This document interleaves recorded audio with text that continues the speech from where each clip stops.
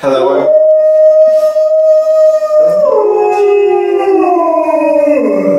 Hello, I'm Tim. Welcome to Life and Nations today. Hello, I'm Tim. Welcome to Life and Nations. Today we're going to be making. Hello, I'm Tim. Welcome to Life and Nations. Today I'm going to be making apple crumble with minimal dog howling, hopefully.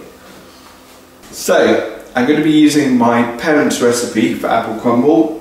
For the crumble topping, all you need is self-raising flour, demerara sugar and cooking margarine. And for the apples, I'm just going to use regular apples. I think they're gala apples, and I'm going to use a little bit of cinnamon. So the first thing I'm going to do is prepare the apples. All I'm going to do is peel them, chop them into slices and put them in the pan ready for stewing. So what we do with the apple peel is we just throw it to the dog, like so. Okay, so I've got the apples peeled. I'm just going to chop them into quarters and take the cores out, and then slice them up a bit fine and throw in the pan. Yeah, it looks like I've sliced myself, so I'll be trying not to get blood in the apple. Cut myself. Just that little tiny bit there. So I'm just going to use cold water out of the tap. I'm just going to add a little bit more than that.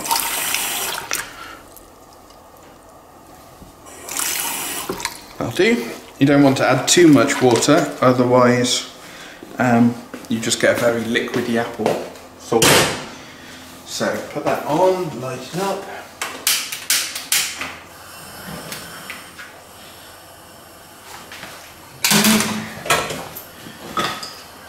Give it a bit of a stir.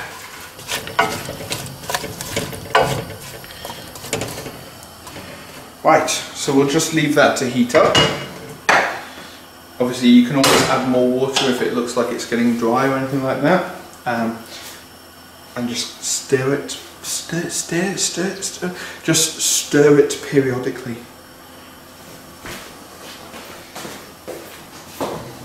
Right, just tidy up.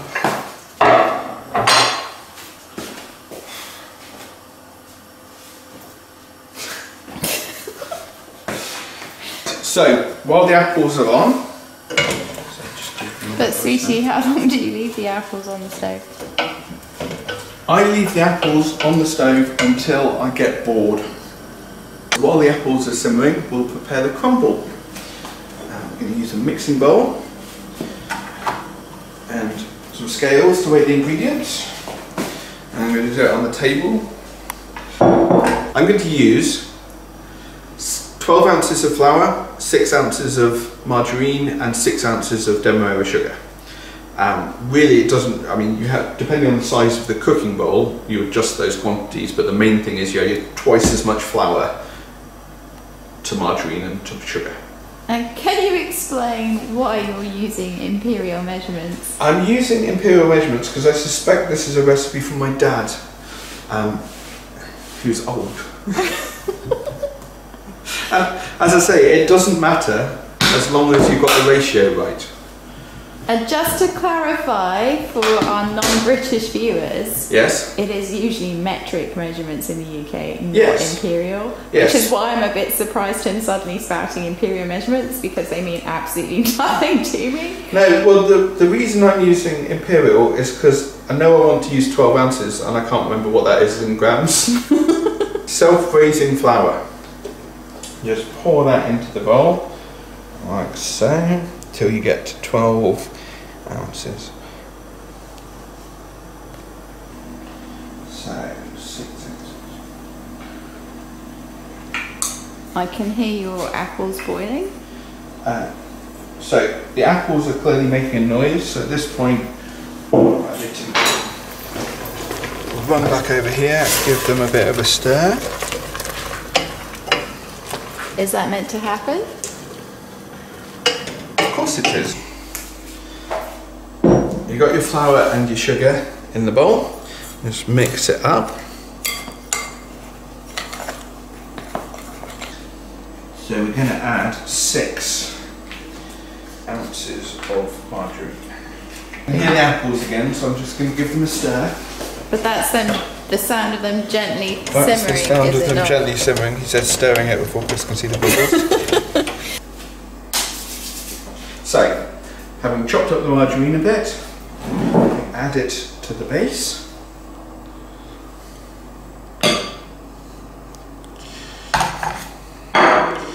And all you do is you just basically constantly trying to coat the margarine in the flour, and you just sort of rub it together like this, trying not to spill it everywhere. So I'm just rubbing like that to break down the large lumps of margarine, and keep stirring it around so that whenever more margarine is exposed, it gets coated with the sugar and flour. So as you can see, there are no large lumps left. That should be good enough. Really, I mean, it's just up to you to decide, but you see it's all crumbly, as crumble should be. So the apples are simmering away nicely. As you can see, there's still quite a lot of water left, so maybe I added too much water. And how long have they been on the stove top now?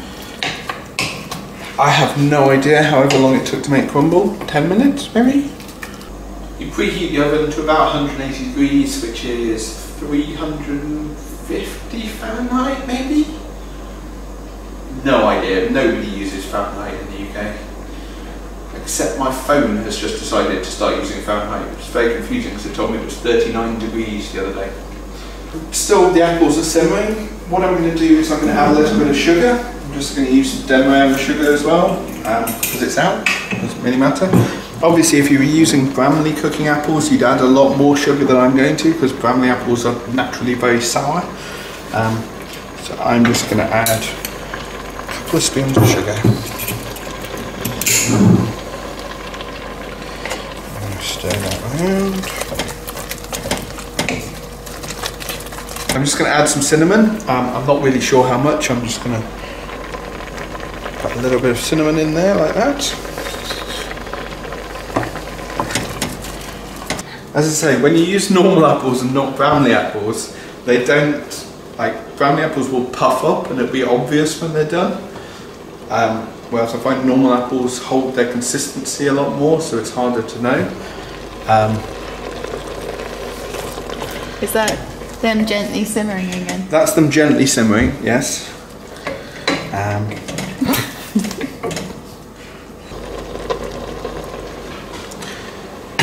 So it's been about 15-20 minutes. Chris is saying half an hour with her eyes. I'm going to say they're done. I don't have any good reason they look done to me. They're vaguely puffy, they're not too hard anymore. And the water's reduced quite a lot. So, we're going to take the apples and we're going to put it into some sort of cooking container. I'm going to use this big Pyrex baking thing. Bowl, dish. I'm using this to cook the apple crumble in. If my dad was making it, he would make it in a sort of smaller, rounder thing that was deeper, because he would be using a lot more apple and a lot less crumble. His recipe actually calls for about 1/3 less of all the ingredients than my recipe. The reason for that is because I'm using a longer tray, I can afford to have more crumble, and because crumble's the best bit, you get more crumble in my way. So, the apple's done, turn the heat off. I'm just going to pour those into the bottom of this. You use the apples hot, straight from the hob.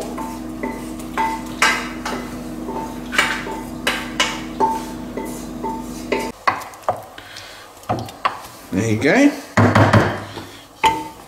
Then you take your crumble, you get a fork. It's a normal size fork like this, and you just put the crumble, try and put it evenly across the base. You don't want to put it all in one big lump, otherwise you'll shift the apples out of the way.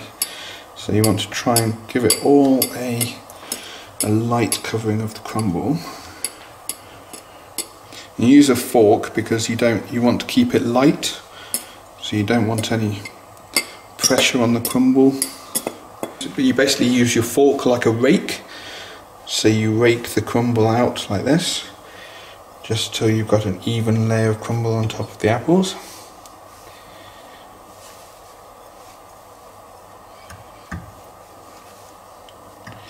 And it's like a Zen garden type thing, just raking your crumble.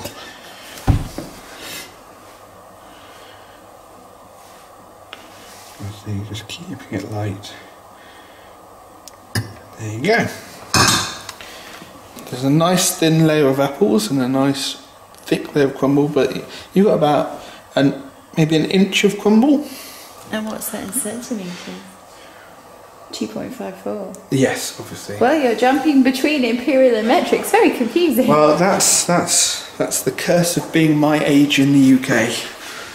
See, now I'm 2 years younger than you, and I was raised entirely using metric. Yes, but you aren't really British. You're actually continental European, and they went metric a lot quicker than the British did, because we're quite backward when it comes to that. It's going to take our crumble and we're going to put it in we'll go for the middle shelf of the oven, which in this is quite low down. Excuse me, Remo. So we'll get our timer, set it on for 25 minutes, and then we'll come back and check it. It should be sort of a nice golden colour on top. If it's black, you've gone too far. So I've just noticed that Tim's idea of a normal fork is this, which is actually a serving fork. Let me show you the difference between that and an actual normal fork. Can you explain yourself? I was messing with them. I wondered if people would notice I was using a giant fork. Okay, so I had it on for another 10 minutes because it didn't look quite done. So I'm going to have a look now, see whether it's all ready. That looks good. As you can see, it's got a nice golden colour on top, and you can see it's cracking. That's always a sign that the crumble's almost ready. So I would say that's all good. So we're going to serve it up using a regular sized spoon, and we'll just... How much would you like? Not too much. Okay, it's quite a lot. But too much? Yes. That's too much, okay. Yes. Well, we haven't actually had dinner yet. I don't know what relevance that has to anything, really. Okay. It looks good. Not too much apple, lots of crumble. Absolutely, as you like it. Mm-hmm. We're going to add the Tesco custard. We're going to add the Tesco custard. Only the classiest custard for us. And obviously you can heat this up, but I like a nice cold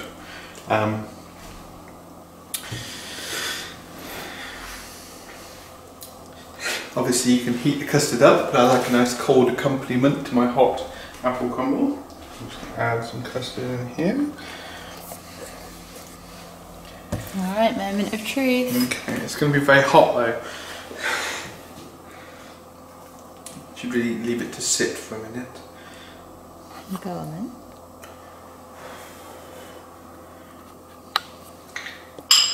Right, let's see. Right, spoon with some apple and some crumble and some custard.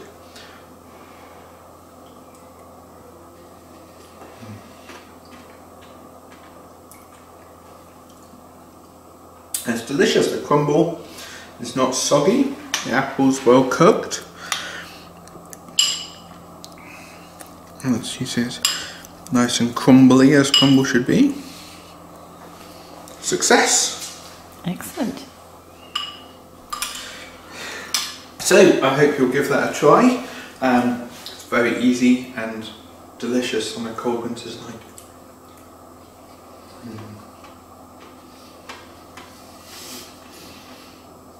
I'm just going to continue eating this.